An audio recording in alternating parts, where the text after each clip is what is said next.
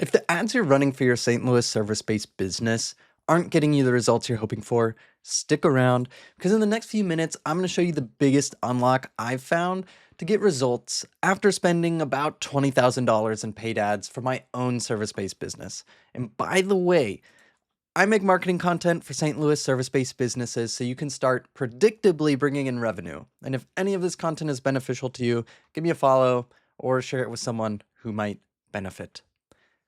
So, when I started running meta ads to my own service based business, I hit the same roadblocks that most service based business owners run into. I basically was flushing money down the toilet. It wasn't until I learned about friction and how that affected my marketing process that things started to turn around.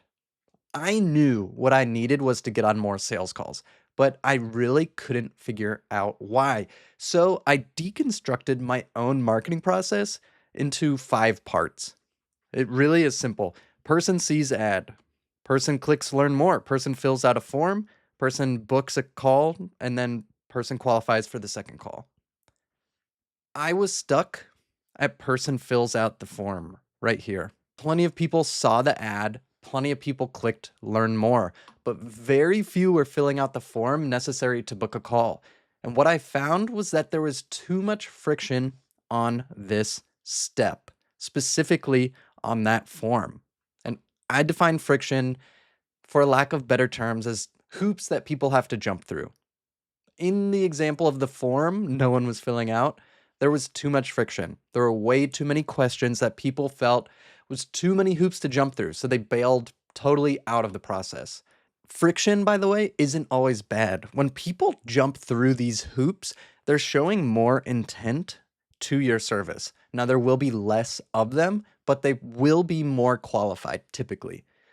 But also, it's typically more expensive to get to those people who want to jump through all those hoops to book a call if you just to work with you. So there's a balance to be struck, and there's a bit of a dance of figuring that out.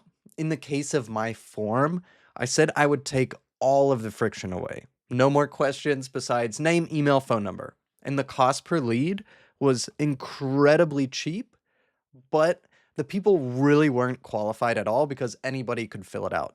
So I added a few questions to my form and I found my perfect balance is somewhere in here. Take a look at your own marketing and sales process and see where there might be too much friction or bottlenecks in there. Let me know in the comments what you discover.